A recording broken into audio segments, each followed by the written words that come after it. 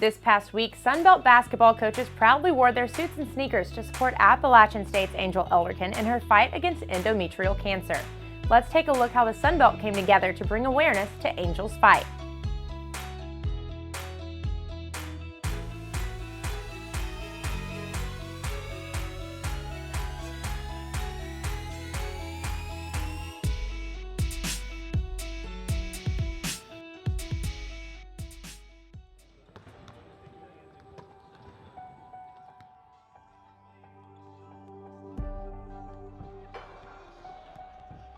Anytime you're able to collectively be able to move together towards a goal, and this goal is to have research dollars for cancer, it's extremely important. It's also important for our youth, which is our student athletes, as well as the community, understand, it goes well beyond the game for us.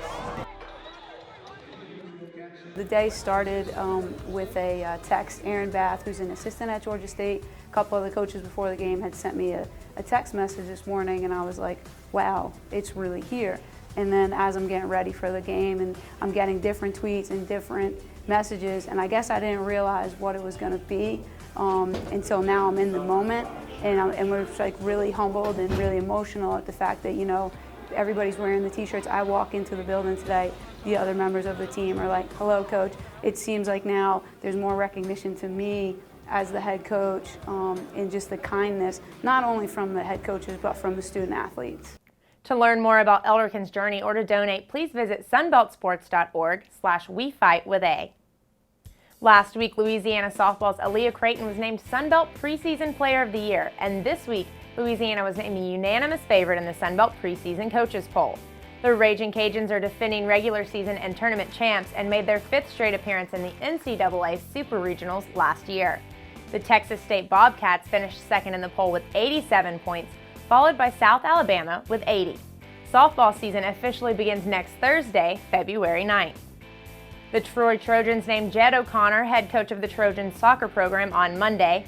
O'Connor comes to Troy after spending 11 seasons as the head coach of St. Leo University, and he took no time to get out on the soccer field to train with his new team. Oh, it's great. From coming up here doing camp last summer and seeing, everything that we have, it's pretty impressive. It's fantastic being out here, to be honest. With today being the first day, it's still just trying to get to know them. I think it's pretty clear that we're nowhere near as fit as what we need to be. So between getting them fitter, but also helping to create a sense of team with them is also going to be key. They're going to see that as a staff from top to bottom that we care for their well-being, and they're not just soccer players. They're people, and once they can see how invested we are in them as people, I think that's only going to help them as soccer players. Over in Lafayette, the Raging Cajuns officially introduced Brian Maggard as its new director of athletics. Maggard comes to the Sun Belt after spending the past 21 years at the University of Missouri, where he provided leadership for numerous areas while assisting in the sport oversight of football, scheduling, facility design and construction, along with administrative and personnel management and much more. My first message is that we will align with President Savoy's plans for the university. If there's one thing I've learned after 26 years in this industry, it's that the Department of Athletics must be in alignment with the President's plans for the university, and we will do that. Secondly, we will provide a first-class experience for our student athletes. We will be focused on and prioritize the health and well-being of our student athletes and their successes, academically, athletically, and socially.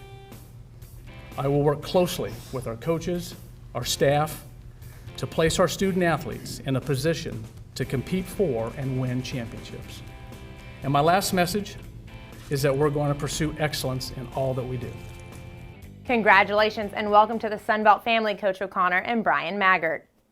Over in the gym for the second week in a row, Little Rock Sharday Collins was named the Women's Basketball Player of the Week. The senior averaged 25 points per game, shooting 63% from the floor. Collins made 5 3-pointers against ULM, setting a new single-game career high.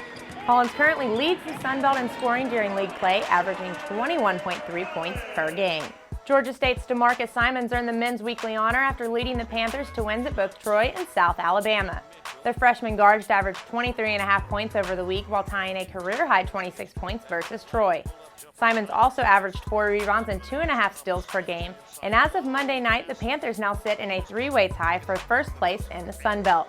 Congratulations to Sharday and DeMarcus, your Sun Belt Basketball Players of the Week, presented by First Bank & Trust. Around the league this weekend, Little Rock women's basketball will aim to remain undefeated in Sun Belt play when they host Appalachian State and Coastal Carolina, while both Georgia State and Georgia Southern will look to extend their winning streaks. The men's standings got shaken up this week with Georgia Southern dropping 2 straight, creating a 3-way tie for first place in conference play. The Eagles will look to get back to their winning ways when they host ULM and Louisiana. Also atop the leaderboard, Arkansas State will host Appalachian State and Coastal Carolina. Then on Monday, App State will go to Little Rock for a 6:30 Central tip on the American Sports Network and ESPN3. Lastly, as always, don't forget to stay up to date with all things Sun Belt. Be sure to check into sunbeltsports.org and follow us on Twitter and Instagram at Sunbelt and on Facebook at Sunbelt Conference.